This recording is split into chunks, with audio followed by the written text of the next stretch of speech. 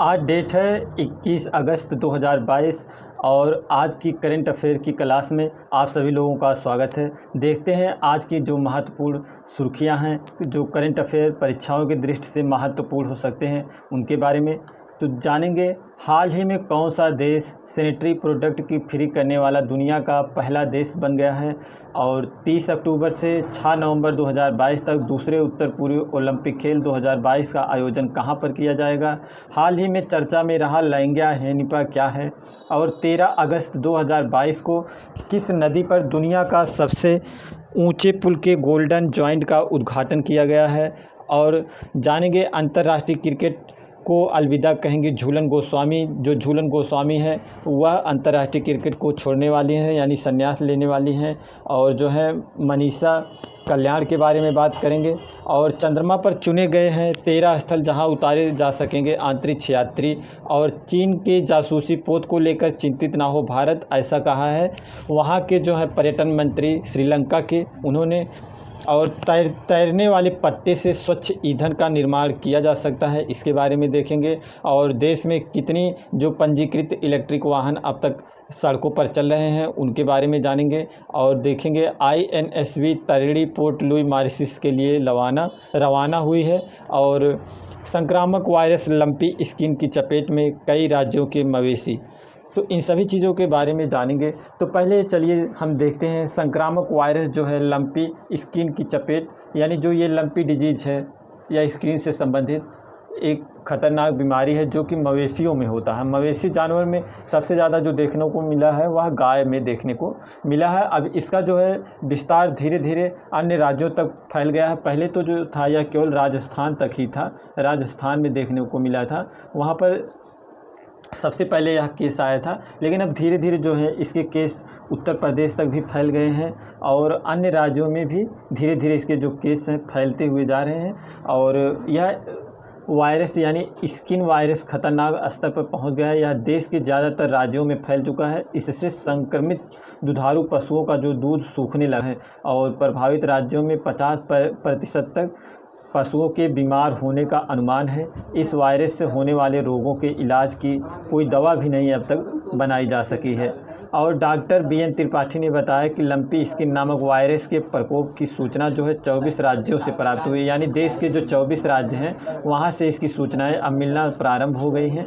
यानी यह पूरी तरह से पूरे देश में फैलता हुआ चला जा रहा है। इसमें होता क्या साथियों, जैसे जो जानवर होते हैं उनके शरीर पर छोटे छोटे फुंसी नुमा दाने पड़ जाते हैं, जैसे इंसानों में होता है। जैसे इंसानों में जो चेचक होता है उसी का बहुत बड़ा रूप है ये लंपी वायरस। चेचक जैसे इंसानों में होता है, चेचक का बड़ा रूप होता है। यह गायों में सबसे अधिक मात्रा में देखने को मिल रहा है और अभी तक इसकी कोई उस तरह की वैक्सीन नहीं बनाई जा सकी है, तो जिससे दुधारू पशुओं का जो है दूध भी सूख जाता है और वो काफ़ी बुखार से भी पीड़ित होते हैं और बहुत से जानवर जो हैं अपना दम तोड़ देते हैं इस लंपी वायरस से।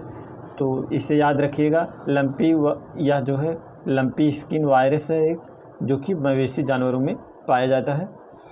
आगे बढ़ते हैं, देखते हैं अगली खबर। INSV Tarini port Louis Mauritius के लिए रवाना हो गई है। यह जो है भारतीय नौसेना के नौकायान के तहत INSV तरिणी जो है गोवा से पोर्ट लुई मॉरिशस के लिए रवाना की गई। साथियों, इस अभियान में 6 सदस्यीय दल में 3 महिला अधिकारी भी शामिल हैं और क्रू के सामने जो है इन लोगों को 45,000 किलोमीटर की दूरी तय करना है, जो कि 21 दिनों में बिना रुके और बिना थके 21 दिनों में इन लोगों को जो है मॉरिशस तक पहुंचना है, जिसकी दूरी है 45,000 किलोमीटर। जो इस मुश्किल हालातों में भी सफ़र तय करने की ताकत देता है। अत्याधुनिक सैटेलाइट सिस्टम के जरिए जो है तरिणी के क्रू मेंबर में दुनिया के किसी भी हिस्से में संपर्क किया जा सकता है। इसने 2017 में नाविका सागर परिक्रमा के तहत दुनिया का चक्कर लगाया था। ये जो INSV तरिणी है, यह साथियों चित्र में दिखाई दे रही है, यह जो है 2017 का जब एक बार समय था तो उस समय एक परिक्रमा इसने पूरी दुनिया की परिक्रमा की थी, समुद्र के रास्ते पूरी दुनिया की परिक्रमा की थी। उसका था नाविका सागर परिक्रमा। तो एग्ज़ाम की दृष्टि से यह भी महत्वपूर्ण हो सकता है कि नाविका सागर परिक्रमा करने वाला कौन सा हमारा जो जहाज़ था, पत्तन था, वह कौन सा था, नौकायान कौन सा था, तो वह जो था INSV तरिणी। तो इसकी यात्रा जो है साथियों अब शुरू हो चुकी है। और हम बढ़ते हैं अगली खबर पर, देखते हैं क्या है देश में पंजीकृत इलेक्ट्रिक वाहनों की संख्या के बारे में। तो यानी जो 2014-15 की बात करें, 2014-15 में कितने वाहन थे? 16,000 वाहन जो थे इलेक्ट्रिक वाहन थे। यानी जैसे इनके पंजीकरण से ही पता चल पाता है कि देश में कितने वाहन किस कैटेगरी के जो बिके हैं। तो सरकार के पास इनका डाटा होता है। जैसे आप परिवहन वहाँ जहाँ जैसे शोरूम से जब गाड़ी उठाते हैं, आप गाड़ी ख़रीदते हैं, तो वहाँ पर आपका पूरा पता दिया जाता है और यह डाटा जो है सरकार वहाँ से कलेक्ट करती रहती है हमेशा। कितने नंबर को जारी करती है। जो नंबर जारी होते हैं ये कोई कंपनी नहीं जारी करती है, सरकार के विभाग के द्वारा जारी किया जाता है, तो जिससे सरकार को हमेशा यह पता चलता रहता है। तो 2014-15 में कितने वाहन थे? 16,000। और 15-16 की बात करें तो 22,000 तक के वाहन, और 16-17 की बात करें तो 25,000 तक के इलेक्ट्रिक वाहन जो है पंजीकृत हो चुके थे। और 2017-18 में 69,012 वाहन। और जो 2018-19 की बात करें तो 2018-19 में 1,43,358। और यहाँ से हम देखते हैं 2021-22 की बात अगर हम करें तो 2021-22 में लगभग 4,29,477 जो इलेक्ट्रिक वाहन है इनका पंजीकृत किया गया है। तो यानी देश में जो है इलेक्ट्रिक व्हीकल जो है उनकी मांग अब धीरे धीरे बढ़ रही है। और सरकार का लक्ष्य भी था कि 2030 तक, सरकार का जो लक्ष्य है 2030 तक सड़कों पर 30% इलेक्ट्रिक व्हीकल जो हैं इलेक्ट्रिक व्हीकल चलने लगें। सरकार का यह लक्ष्य है 2030 तक जितने भी मोटर वाहन सड़कों पर चलते हैं उनका 30% जो है इलेक्ट्रिक वाहन चले। क्योंकि जो इलेक्ट्रिक वाहन होते हैं दोस्तों, इलेक्ट्रिक व्हीकल जो होते हैं यानी जो बैटरी से चलने वाले हमारे परिवहन होते हैं, उनसे हमें कई प्रकार के फ़ायदा होते हैं। जैसे हमारे जो पेट्रोल की गाड़ियाँ होती हैं, पेट्रोल अगर बोलते हैं, पेट्रोल शब्द का उपयोग करते हैं तो इसमें पेट्रोल और डीजल दोनों की गिना जाता है। पेट्रोल डीजल यानी पेट्रोल और डीजल से जो चलने वाले हमारे परिवहन हैं उनमें कौन सा इंजन लगा होता है? उनमें लगा होता है ICE करके इंजन लगा होता है, जिनका फुल फॉर्म होता है इंटरनल कंबस्टन इंजन इनमें लगा होता है। जो यह पेट्रोल या डीजल से चलने वाली गाड़ियाँ होती हैं, ये जो पेट्रोल यानी या डीजल से जो भी ऊर्जा प्राप्त होती है, डीजल से जो ऊर्जा प्राप्त होती है उस गाड़ी को, उसका यह केवल 20% ही जो है पहिए के यानी जो चक्के के व्हील में जो पावर जनरेट कर पाती हैं वह बस केवल है 20% ही जनरेट कर पाती हैं। और इलेक्ट्रिक वाहन जो है 59 से 62% तक ऊर्जा का पहिए के पावर में स्पीड में बदल सकते हैं। जो बैटरी की गाड़ियाँ होती हैं, जो इलेक्ट्रिक व्हीकल होती हैं, यह कितना कर सकती हैं? जो बैटरी से ऊर्जा प्राप्त होती है इनको, वो लगभग 59 से लेकर 62% तक की पावर में बदल सकते हैं। यानी पहिए की व्हील में जो है स्पीड में उसको बदल सकते हैं। यानी जो डीजल पेट्रोल की गाड़ियाँ वह जितनी ऊर्जा की खपत करती हैं उसका केवल 20% पहिए के पावर में जनरेट कर पाती हैं। और जो इलेक्ट्रिक व्हीकल होते हैं 59 से लेकर के 62% तक के जो है इंक्रीज कर लेते हैं ऊर्जा के रूप में, जो पहिए को नचा सकें। तो इस प्रकार से जो है एक तरह से साफ साफ दिखाई देता है कि मतलब जो इलेक्ट्रिक व्हीकल हैं यह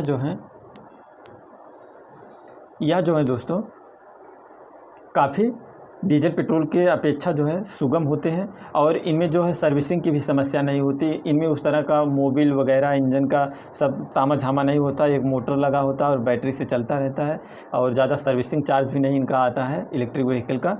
और जो है लेकिन आप लोग अगर ये कहेंगे कि जो इलेक्ट्रिक व्हीकल होते हैं ये चार्ज तो बिजली से होंगे, है ना, बिजली से होंगे, तो बिजली से अगर होते हैं, बिजली से ये चार्ज होते हैं, तो लेकिन और अगर आप कहेंगे बिजली से चार्ज होते हैं तो जो बिजली हमारे यहाँ बनती है वह किस चीज़ से बनती है? कोयले से ज़्यादातर मात्रा में बिजली बनती है होता है। लेकिन प्रदूषण का स्तर इससे भी बहुत कम घटाया जाता है। जैसा कि भारत अपनी बिजली उत्पादन को जो है 70% ऊर्जा, आप लोग को पता होगा 70% जो ऊर्जा है हमारे यहाँ बिजली का वह कोयले से ही प्राप्त किया जाता है, जो कि CO2 का सबसे बड़ा उत्सर्जन करता है। लेकिन तब भी अगर देखा जाए तो 1 लीटर डीजल या 1 लीटर पेट्रोल में कोई भी गाड़ी जो है 1 लीटर 1 लीटर डीजल में लगभग कितने का एवरेज देती होगी। मान के चलते हैं हम 10 किलोमीटर का एवरेज, कोई भी गाड़ी है 10 किलोमीटर का एवरेज दे रही है और इससे जो प्रति किलोमीटर जो है 2.3 से 2.7 kg कार्बन उत्सर्जन कर देती है। 1 लीटर अगर डीजल जो है जलता है तो उसमें जो आपकी व्हीकल है, आपकी जो गाड़ी है वह 10 किलोमीटर जाती है, लेकिन उसके साथ साथ जो है दोस्तों वह 2.3 से लेकर के 2.7 तक 7 kg यानी किलोग्राम तक की जो है CO2 का उत्सर्जन कर देती है। तो इतना जो है ऊर्जा जो है 1 लीटर में लगभग कितना 2.5 किलोग्राम तक के लगभग कार्बन यानी CO2 का उत्सर्जन कर देती हैं और उतने में हमारा जो गाड़ी है केवल 10 ही किलोमीटर जा पाता है। और अगर वहीं बात करें कि जो इलेक्ट्रिक वाहन चलाने होते हैं तो वो इलेक्ट्रिक वाहन से जो बनी हुई बिजली का उत्पादन होता है वह 1 किलोमीटर में जो है 1 kg कार्बन डाइऑक्साइड, जो इलेक्ट्रिक व्हीकल हैं आपके, ये 1 kg में 1 kg अगर कोयला जलता है तो इससे जो है 1 kg कोयले में लगभग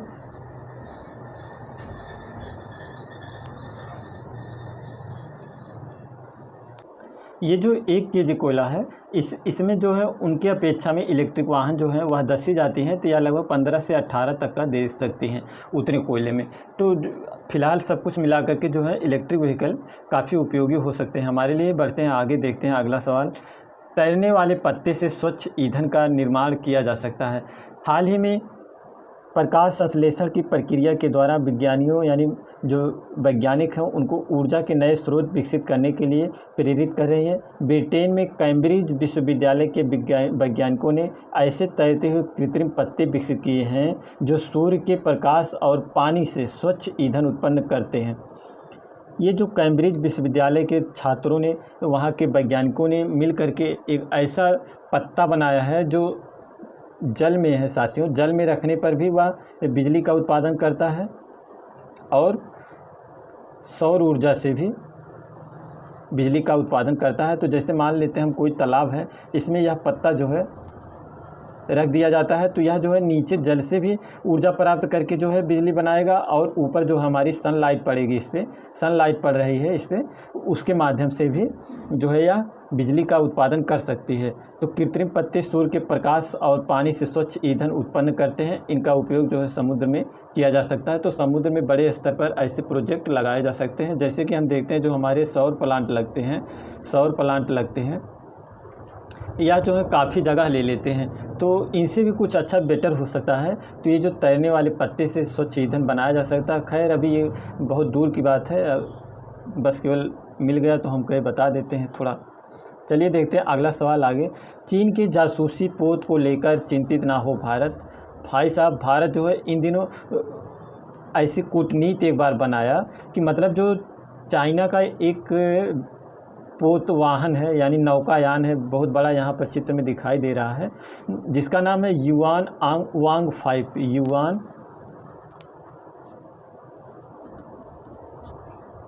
युआंग वान 5 यह एक जासूसी जो जहाज़ है, जासूसी करने के लिए जाना जाता है। यह जो है श्रीलंका के हम्बनटोटा एयरपोर्ट पर आया हुआ है, जिसका भारत विरोध कर रहा था। एक बार ये पहले 11 अगस्त तक आने वाला था, तो भारत ने विरोध किया था, तो यह नहीं आया था, रास्ते में ही रुक गया था। लेकिन क्या हुआ, इसने फिर चाइना जो है श्रीलंका के ऊपर फिर से दबाव बनाया और जो है 16 अगस्त को जो है वह फिर हम्बनटोटा बंदरगाह पर 16 अगस्त को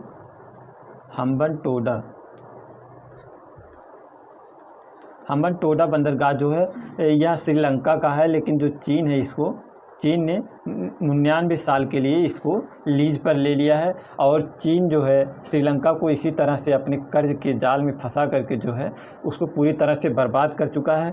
श्रीलंका जानता है कि भारत जो है उसके मुश्किल समय में सबसे जो काम आया था भारत ही आया था। तो भारत ने भी कहा था उस जो युआन वांग 5 विमान है, जो जहाज़ है, उसको यहाँ पर हम्बनटोटा बंदरगाह पर ना आने दे। लेकिन भारत ने इसके लिए जो है उसको, जब वह चाइना उसके ऊपर दबाव बनाया तो श्रीलंका जो है मजबूरी में उसे आने दिया।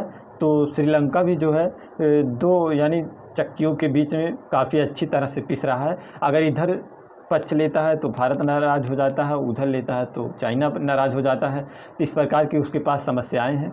तो जो हाल ही में अभी यानी 15 अगस्त या 16 अगस्त की न्यूज़ थी कि जो है भारत ने अपना डोर्नियर विमान दिया है, डोर्नियर विमान जो कि भारत अपने पड़ोसी देशों को देता है। और यह जो है भारत श्रीलंका को यह जो डोर्नियर एयरक्राफ्ट है यह निगरानी के लिए, समुद्री निगरानी के लिए काफ़ी अच्छा माना जाता है। यह डोर्नियर जो विमान है इसको जो है श्रीलंका को फ्री में दिया है, उपहार के रूप में दिया है, कि जिससे श्रीलंका जो है अपने समुद्री एरिया में निगरानी रखे और वहाँ से जो सूचनाएं कलेक्ट करे तो वह भारत को भी देता ही रहेगा। तो इन सब चीज़ों के लिए तो जो चीन का जो जासूसी विमान है युआन वांग 5 जो है, तो वहाँ के जो पर्यटन मंत्री हैं उन्होंने कहा है कि श्रीलंका के जो पर्यटन मंत्री उन्होंने कहा है कि इसके लिए चीन का जो विमान आया है भारत को चिंता नहीं करनी चाहिए।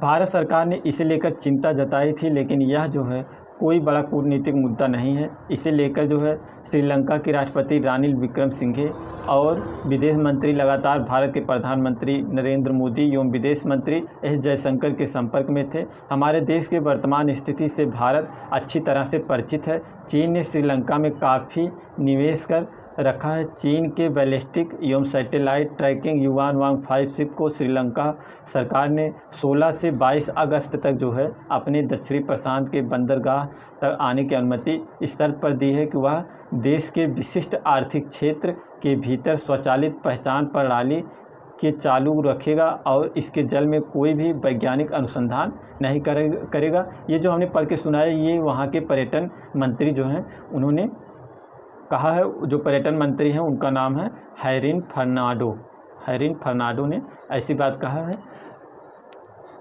तो ये पूछा जा सकता है एग्जाम में कि जो अभी हाल ही में युआन वांग 5 जो है जहाज़ हम्बनटोटा बंदरगाह पर आया यह किस देश का है। तो यह जो है एक जासूसी विमान नहीं है, यह पानी का जहाज़ है। यह जो है युआन वांग 5 किसका है, किस देश का जहाज़ है, वह है चीन का। और यह हम्बनटोटा बंदरगाह पर जो आया है 16 अगस्त से लेकर के 22 अगस्त तक यहाँ पर रहेगा। और इसकी कोई बहुत ख़ास बात नहीं है।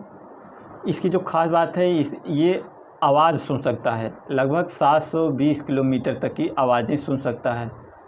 तो जो हम्बन श्रीलंका जो है साथियों, ऐसे जैसे श्रीलंका है तो हम्बनटोटा बंदरगाह यहाँ पर है और जो भारत से सटे हुए यहाँ पर हमारे जैसे इसरो का जो सैटेलाइट यहाँ पर है, कलपक्कम का जो हमारा परमाणु संयंत्र वाला चलता है, तो यहाँ तक जो है यहाँ से लगभग 720 किलोमीटर एरिया के भारत के इतने हिस्से तक का कवर करता है। तो भारत इसलिए चिंतित था कि यहाँ से जो आएगा युआन वांग 5 तो यहाँ से भारत की निगरानी करने के लिए आ रहा है।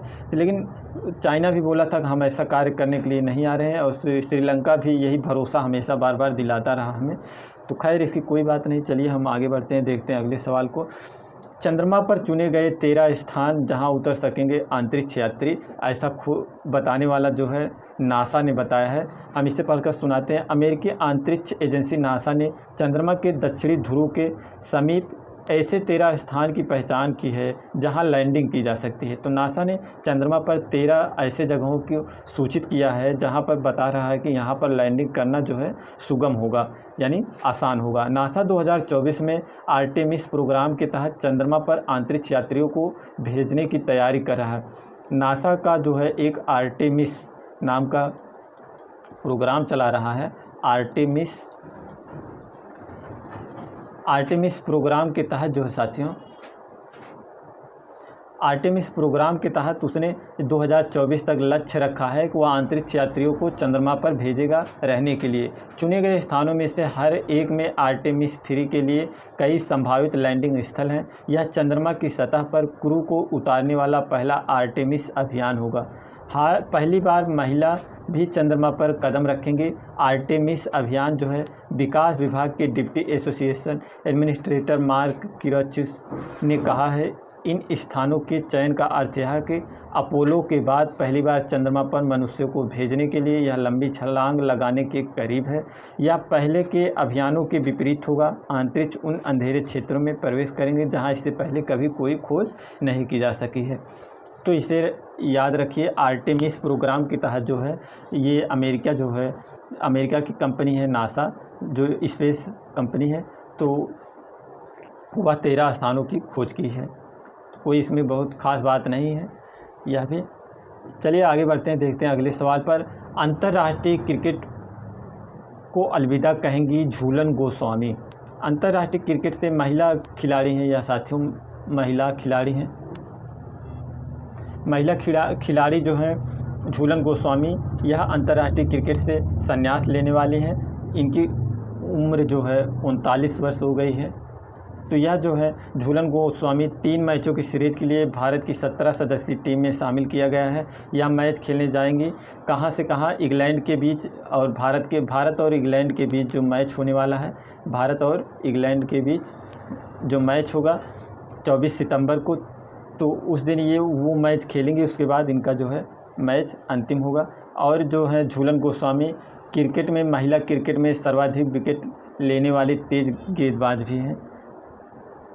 और इधर बात करते हैं मनीषा, इनका नाम है पूरा मनीषा कल्याण, एक फुटबॉलर हैं। ये क्रिकेट से संबंधित थी झूलन गोस्वामी, और मनीषा कल्याण जो हैं इन्हें बेस्ट फुटबॉलर का अवार्ड मिला साथियों।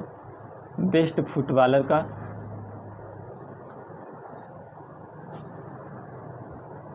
फुटबॉलर का महिलाओं में जो अवार्ड मिला है वह किसे मिला है? मनीषा कल्याण को। मनीषा कल्याण जो है। और पुरुषों में बात करें तो पुरुषों में जो बेस्ट फुटबॉलर का अवार्ड किसे मिला है? भारत के पुरुष में सबसे बेस्ट फुटबॉलर कौन है? फुटबॉलर जो मेल में है वह कौन है? उनका नाम है सुनील छेत्री। सुनील छेत्री को दोस्तों बेस्ट पुरुष खिलाड़ी फुटबॉलर का अवार्ड मिला है, और इनको जो है 7वीं बार लगातार मिला है सुनील छेत्री को। और आगे बढ़ते हैं, देखते हैं हाल ही में चर्चा में रहा लैंगिया हेनिपा क्या है? लैंगिया हेनिपा साथियों क्या है, इसके बारे में जानते हैं। लैंगिया हेनिपा जो है एक प्रकार का वायरस है, वायरस डिजीज़ है, जिसकी खोज कहाँ पर हुई थी? भाई साहब जो कोरोना की खोज किया था उसी ने खोज किया है। तो क्या है यह लैंगिया हेनिपा? एक वायरस है। इसकी खोज, इसके पिताजी कौन है? चाइना। और अगली खबर देखते हैं, 13 अगस्त 2022 को किस नदी पर दुनिया के सबसे बड़े पुल के गोल्डन जॉइंट का उद्घाटन किया गया है?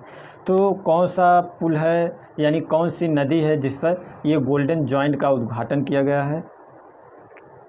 तो वह नदी है दोस्तों आपकी चिनाब नदी है। चिनाब नदी पर जम्मू कश्मीर में ये जो है गोल्डन जॉइंट का उद्घाटन किया गया है। जैसे ये आप सब देख सकते हैं, ये मान लीजिए ये चिनाब नदी बह रही है, तो यहाँ पर इसके ऊपर जो है यहाँ पर एक गोल्डन जॉइंट का उद्घाटन किया गया है। तो उसका नाम रखा गया, सबसे ऊंचा पुल है, जो दुनिया का सबसे ऊंचा पुल है बनाया गया, उसका यहाँ पर जॉइंट किया गया, उसी का नाम रखा गया है गोल्डन जॉइंट। तो चिनाब नदी पर बनाया गया है, तो इसे भी याद रखिएगा, ये काफ़ी महत्वपूर्ण है। और चिनाब नदी की बात करें तो यह जो है साथियों सिंधु नदी की सबसे बड़ी सहायक नदी है। सिंधु नदी की सबसे बड़ी सहायक नदी जो है चिनाब नदी है। इन पर बांधों की बात, इन पर जो परियोजनाएं चल रही हैं उन परियोजनाओं की बात करें तो एक परियोजना इस पर चल रही है बगलीहार परियोजना, और सलाल परियोजना, और दुल्हदी परियोजना, और पकलडूम परियोजना इस नदी पर चल रही है वर्तमान समय में। अगर हम बात करें जो चिनाब नदी है, इसको वेदों में, यानी जब वैदिक काल में इस चिनाब नदी को किस नाम से जाना जाता था, तो चिनाब नदी जो है इसको सभी लोग जानते हैं होंगे अस्किनी के नाम से। वेदों पुराणों में जो है इसे अस्किनी के नाम से जाना जाता था चिनाब नदी को। और अगर हम बात करें तुलबुल परियोजना किस नदी पर बना है साथियों? तुलबुल परियोजना जो है यह भी काफ़ी महत्वपूर्ण परियोजना है। यह जो तुलबुल परियोजना है यह बना है झेलम नदी पर। तो इससे ध्यान दीजिएगा, गोल्डन जॉइंट का उद्घाटन कहाँ पर किया गया है? तो साथियों जम्मू कश्मीर में चिनाब नदी पर। और तुलबुल परियोजना जो है किस नदी पर है? झेलम नदी पर। और आगे बढ़ते देखते हैं आगे के सवाल। हाल ही में कौन सा देश है जो क्या बना है? सैनिटरी प्रोडक्ट को फ्री करने वाला दुनिया का पहला देश कौन सा है? सैनिटरी पैड सभी लोग जानते होंगे, जो सैनिटरी पैड होते हैं जो महिलाओं को वो मासिक धर्म वगैरह आते हैं तो उनमें उनके लिए मददगार होता है। तो सैनिटरी पैड फ्री करने वाला जो है दुनिया का पहला कौन सा देश है? वह है स्कॉटलैंड। स्कॉटलैंड भाई साहब अपने यहाँ जो ना पूरी तरह से ये जो है फ्री में अब महिलाओं यानी महिलाओं बच्चियों को फ्री में सैनिटरी पैड वितरित करेगा। तो ऐसा करने वाला दुनिया का पहला देश जो है कौन बन गया है? स्कॉटलैंड। यह जो है सैनिटरी पैड काफ़ी महंगे आते हैं, इसलिए बहुत लोग जो होते हैं इनका प्रयोग, बहुत महिलाएं जो है इसका प्रयोग नहीं करती हैं। तो स्कॉटलैंड ने एक मिसाल कायम की है अपने यहाँ, जो महिलाओं को सुरक्षित रखने के लिए उनको फ्री सैनिटरी पैड का उपलब्धता वहाँ पर कराई जाएगी। और अगला सवाल देखते हैं। 30 अक्टूबर से 6 नवंबर 2022 तक दूसरे उत्तर पूर्व ओलंपिक खेल 2022 का कहाँ पर आयोजन किया जाएगा? तो इसका आयोजन जो है दोस्तों इसका किया जाएगा कहाँ पर? मेघालय में। मेघालय में इसका आयोजन किया जाएगा। और तो और अगर हम बात करें टोक्यो ओलंपिक, इस बार का जो ओलंपिक हुआ था कहाँ पर हुआ था? टोक्यो में। टोक्यो में इस बार जो हुआ था ओलंपिक कहाँ पर हुआ था? टोक्यो में 2022 में। और अगर बात करें 2024 के सबसे महत्वपूर्ण क्वेश्चन जो बन सकते हैं यहाँ से, 2024 में ओलंपिक खेल जो होते हैं 4 वर्षों में एक बार खेले जाते हैं, 4 वर्षों के अंतराल पर खेला जाता है। तो 22 में हुआ था। 22 में ये जो था वास्तव में 20 वाला था, लेकिन जो कोरोना के कारण जो है यह डिले हो गया था अपने समय से, तो अब जा कर के खेला गया था। लेकिन जो है 2024 का अगर हम बात करें तो 2024 का जो है कहाँ पर खेला जाएगा? यह खेला जाएगा पेरिस में। और बात करें 4 साल बाद यानी 2028 की बात करें तो 2028 का जो ओलंपिक कहाँ पर होगा यह हम आप लोगों को इसी वक्त बता देते हैं। तो यह खेला जाएगा लॉस एंजल्स में। यह कहाँ पर पड़ेगा? यूएसए में। तो लॉस एंजल्स में खेला जाएगा अगला जो है ओलंपिक 2028 का। तो सबसे महत्वपूर्ण जो होगा वह 2024 वाला है। पूछा जाएगा कि कहाँ पर अगला खेला जाएगा, या ऐसे भी पूछा जा सकता है कि 2028 में कहाँ पर खेला जाएगा। तो बस आज यहीं तक। आई होप आप लोगों को वीडियो अच्छा लगा होगा। वीडियो देखने के लिए आप सभी लोगों को धन्यवाद।